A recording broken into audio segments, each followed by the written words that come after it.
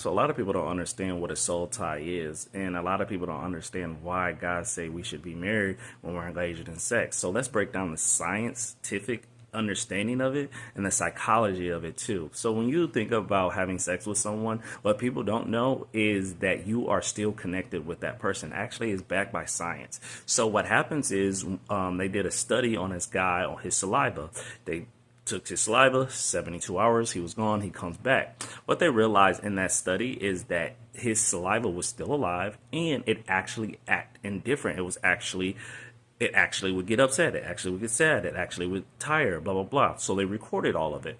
And what they found out is that it was still attached to the man. So when he came back in, they asked him, what were you doing at this time? And what were you doing at this time? I was sleeping or I was upset. So they realized that it was still attached to the saliva outside the body. So it was able to live up outside the body up to 72 hours. Now, you're a living organism. So when you're swapping body, when you're swapping energy in the spiritual and physical, you are interconnecting with someone. That's why the Bible says when you get married, you become one under God, right? So what you're doing when you attach yourself to someone, oftentimes, and you're attaching to yourself to multiple people, you are psychologically driving yourself in crazy because you're not meant to.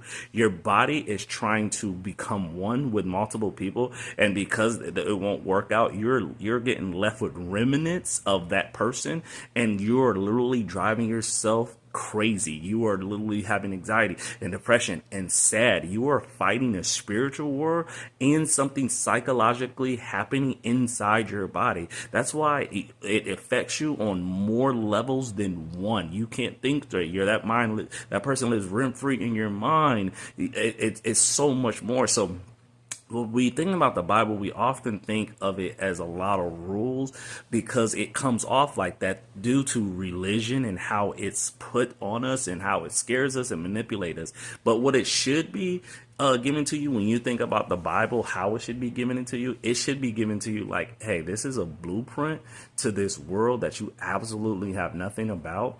And so just be gentle and patient and pray and like develop a relationship and try to understand God's personality. And if you don't, just pray to God so he can help you understand. And don't be haughty, but be humble, because there's going to be some things you may not understand, but just trust in God and believe that it's absolutely for your best. And honestly, if it was given to you like that, maybe you would take heed. But what you don't want to do is just feel like you have all the answers and just throw this information out the window because you just feel like, hey, I know everything.